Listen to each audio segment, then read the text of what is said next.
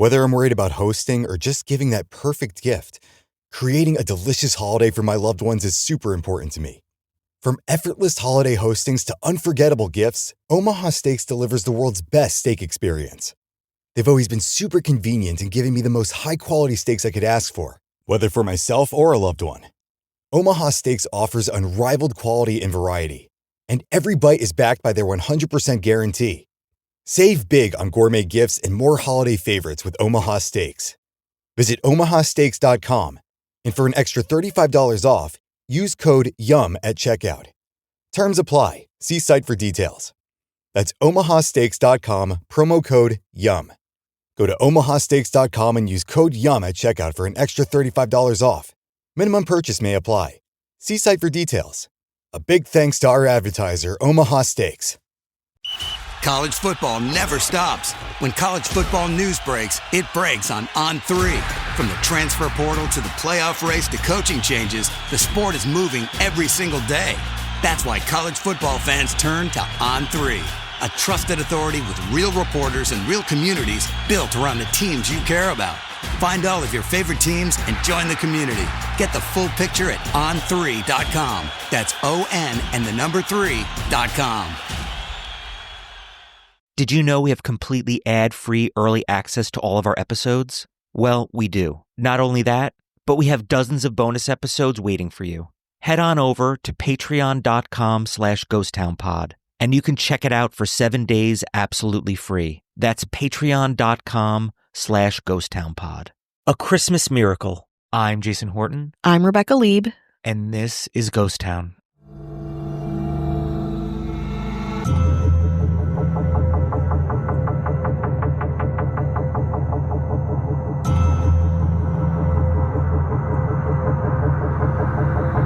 On Christmas Eve, 1914, in the dank, war-torn trenches on the Western Front, a remarkable thing happened. It was World War I, and the Central and Allied powers had been fighting bitterly. At the light of dawn, the fighting stopped. German soldiers emerged from their trenches, as did the Allied forces, calling out Merry Christmas in their enemies' native tongues. At first, the Allied soldiers feared it was a trick, but it was not. Replacing the bloodletting and death was singing, partying, and even football. It was a day of peace history would call the Great Christmas Truce. A little background to start. If you remember your high school history, World War I, also known as the Great War, began in 1914 after the assassination of Archduke Franz Ferdinand of Austria. The assassination set off a rapidly escalating chain of events. Austria-Hungary blamed the Serbian government for the attack and hoped to use the incident as justification to stamp out Serbian nationalism once and for all. Other countries quickly picked sides, and during the 4-year war, Germany, Austria-Hungary, Bulgaria, and the Ottoman Empire, known as the Central Powers, fought against Great Britain, France, Russia, Italy, Romania, Canada, Japan, and the United States, known as the Allied Powers. The first 8 weeks of World War I were particularly brutal, with German troops successfully attacking and occupying Belgium with enormous siege cannons. Leaving death and destruction in their wake, the Germans advanced through Belgium towards France, killing any resistors. Meanwhile, the French and British troops used trench warfare to hold off the Central Powers. Though this is of course, gross simplification of what was happening, what you should know is that the two sides were in bitter combat, and both military and civilian casualties abounded. Just weeks into the war, tens of thousands had already died by way of new technologies like machine guns and fighter jets. As the war continued into the winter months, the brutal cold only made war and survival more difficult.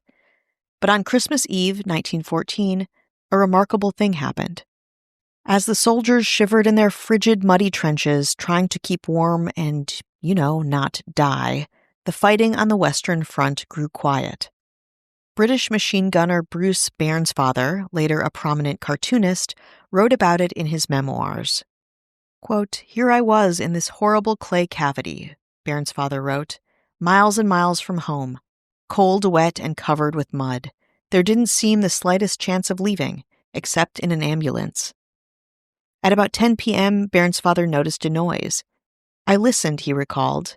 Away across the field, along the dark shadows beyond, I could hear the murmur of voices. He turned to a fellow soldier in his trench and said, "Do you hear the Germans kicking up that racket over there?" "Yes," came the reply. "They've been at it some time."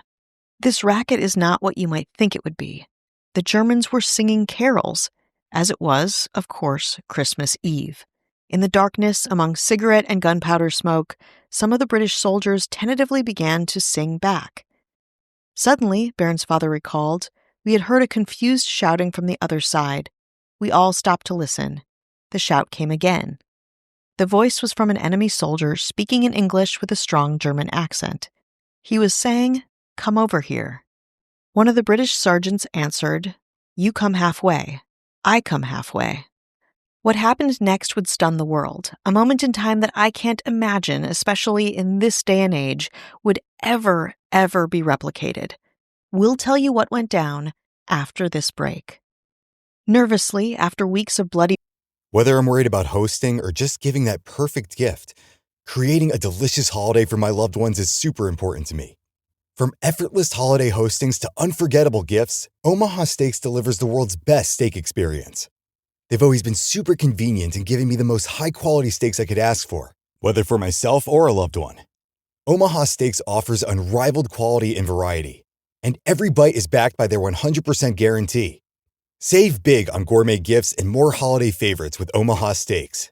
Visit omahasteaks.com, and for an extra $35 off, use code YUM at checkout. Terms apply. See site for details. That's omahasteaks.com, promo code YUM. Go to omahasteaks.com and use code YUM at checkout for an extra $35 off. Minimum purchase may apply. See site for details. A big thanks to our advertiser, Omaha Steaks. Holidays bring feasting, fluffy dinner rolls, tasty stuffing, and your family's French toast bakes. With Hero Bread, indulge in your holiday favorites, made with Hero Bread sliced bread loaves, bagels, croissants, buttermilk biscuits, and more. And don't forget their Hero Hawaiian rolls. With 4 grams of protein and 0 grams net carbs, Hero Bread has you covered with 0 to 5 grams net carb and high fiber options, so your holidays stay delicious and balanced. Like their 3 grams net carb pan au chocolat. Hero Bread is offering 10% off your order. Go to hero.co and use code FALL25 at checkout. That's FALL25 at hero.co. All figures are per serving of Hero Bread. Contains up to 17 grams of fat per serving. See the product nutrition panels on hero.co for more information. League One Volleyball is back. The world's best players together on American soil. This is volleyball like you've never seen before. Huge swings, massive blocks, jaw-dropping digs. A sport where every play is a highlight. League One Volleyball returns January 7th, 2026 with teams in Atlanta, Austin, Houston, Madison, Nebraska, and Salt Lake. To buy tickets, visit lovb.com/iHeart. Brutality, the Central Powers and the Allied Powers let the silence on the battlefield sink in and slowly climbed out of their trenches. Taking cues from the hazy figures on the other side of the battlefield, both parties met in no man's land, a barbed wire-filled space that separated the armies. No man's land mostly saw gun and cannon fire, and maybe an occasional soldier to come and collect the dead. But now the two sides were shaking hands and making small talk. One soldier had wine, another tobacco, and together the Germans, French, and British had the strangest collective holiday party in history. Bairnsfather himself could not believe his eyes. Quote, "Here they were, the actual practical soldiers of the German army. There was not an atom of hate on either side." I have to emphasize that this was not confined to the battlefield. Starting on Christmas Eve, small pockets of French, German, Belgian, and British troops held impromptu ceasefires all across the Western Front, with reports of some on the Eastern Front as well, and in some cases these unofficial truces remained intact for days. Roughly 100,000 British and German troops were involved in the informal cessations of hostility on Christmas. The Germans placed candles on their trenches and on Christmas trees, then continued the celebration in no man's land. Small gifts were exchanged there, like tobacco, alcohol, and souvenirs like buttons and hats. What helped matters were, by many, a shared common language. Many German soldiers had lived in England, particularly London, and were familiar with English customs. Several British soldiers recorded instances of Germans asking about news from the football leagues, while other conversations involved the weather or loved ones. As Christmas Eve turned into Christmas Day, Brigadier General Walter Congreve, commander of the 18th Infantry Brigade, wrote a letter recalling that the Germans had declared the truce for the day, and while reluctant to recognize it due to his fear of German snipers, it became a meeting of shaking hands and smoking. He wrote that one of his captains, quote, smoked a cigar with the best shot in the German army. Bruce Bairnsfather continued to write of the encounter, quote, I wouldn't have missed that unique and weird Christmas Day for anything. I spotted a German officer, some sort of lieutenant I should think, and being a bit of a collector, I intimated to him that I had taken a fancy to some of his buttons. I brought out my wire clippers and with a few deft snips, removed a couple of his buttons and put them in my pocket. I then gave him 2 of mine in exchange. The last I saw was one of my machine gunners, who was a bit of an amateur hairdresser in civil life, cutting the unnaturally long hair of a German, who was patiently kneeling on the ground whilst the automatic clippers crept up the back of his neck. Henry Williamson, a 19-year-old private in the London Rifle Brigade, wrote to his mother about the truce. Dear Mother, I'm writing from the trenches. It is 11 o'clock in the morning. Besides me is a coke fire, opposite me a dugout with straw in it. The ground is sloppy in the actual trench, but frozen elsewhere. In my mouth is a pipe presented by the Princess Mary. In the pipe is tobacco. Of course, you say, but wait, in the pipe is a German tobacco? Ha ha ha, you say, from a prisoner or found in a captured trench. Oh dear no, from a German soldier. Yes, a live German soldier from his own trench. Yesterday the British and Germans met and shook hands in the ground between the trenches and exchanged souvenirs and shook hands. Yes, all day Christmas Day, as I write. Marvelous, isn't it? Captain Robert Miles of the King's Shropshire Light Infantry recalled in a letter that was published in the Daily Mail and the Wellington Journal and Shrewsbury News in January 1915 about the event. He said, quote, Friday, Christmas Day. We're having the most extraordinary Christmas Day imaginable. A sort of unarranged and quite unauthorized but perfectly understood and scrupulously observed truce exists between us and our friends in the front. The funny thing is it only seems to exist in this part of the battle line. On our right and left we can hear all of them firing away as cheerful as ever. Here, the agreement, all on our own, came to be made that we should not fire at each other until after midnight tonight. The men were all fraternizing in the middle. We naturally did not allow them too close to our line, and swapped cigarettes and lies in the utmost good fellowship. Not a shot was fired all night. Of course, what Miles didn't know was that this wasn't the only instance of a truce. It was happening across many fighting lines. In fact, the truce went so far, and though this is unverified, many accounts involve one or more football matches played in no man's land, often naming units or the score. Robert Graves, a British poet and writer, and an officer on the front line at the time, wrote about the encounter in a story published in 1962. In Graves' version, again, it's unverified and we can't know if these games were played for sure, the score was 3-2 to the Germans. But then, on Christmas Day, 1914, as the day waned on in the later afternoon, the fog of reality crept back in. Both sides went back to their trenches, readying themselves to continue fighting. As Alfred Anderson, the last known surviving Scottish veteran of the war, vividly recalled, the silence ended early in the afternoon and the killing started again. It was a short peace in a terrible war. The truces would not be reported in the U.S. and Great Britain for a week, eventually making their way to the masses from press in the New York Times and the Mirror. Called, quote, one of the greatest surprises of a surprising war. By January 8, 1915, pictures had also made their way to the press, showing photographs of British and German troops mingling and singing between the lines. For Germans, in early January, an official statement on the truce was published, downplaying the event itself, likely not to make Germans seem soft or yielding. The statement claimed the truce was restricted to the British sector of the front and amounted to little more than exchange of songs, which quickly degenerated into shooting. The press of then-neutral Italy published a few articles of the events themselves, specifically outlining the football games, songs, and merriment had by both sides. Of course, World War I would continue on until November 11, 1918, when the Allied powers and Germany agreed to a ceasefire. The Treaty of Versailles in 1919 would impose harsh terms on Germany, leading to lasting resentment and instability in Europe.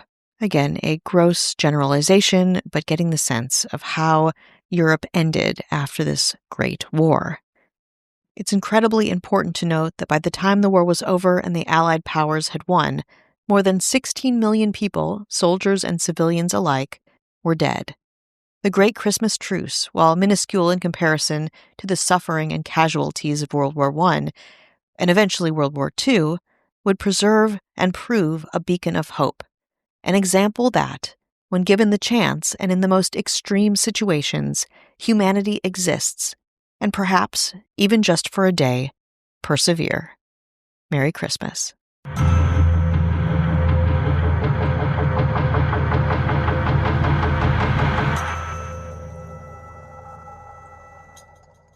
Holidays bring feasting, fluffy dinner rolls, tasty stuffing, and your family's French toast bakes. With Hero Bread, indulge in your holiday favorites. Made with Hero Bread sliced bread loaves, bagels, croissants, buttermilk biscuits, and more. And don't forget their Hero Hawaiian rolls with 4 grams of protein and 0 grams net carbs. Hero Bread has you covered with 0 to 5 grams net carb and higher fiber options, so your holidays stay delicious and balanced. Like their 3 grams net carb pain au chocolat. Hero Bread is offering 10% off your order. Go to hero.co and use code FALL25 at checkout. That's FALL25 at HERO.co. All figures are per serving of Hero Bread. Contains up to 17 grams of fat per serving. See the product nutrition panels on hero.co for more information.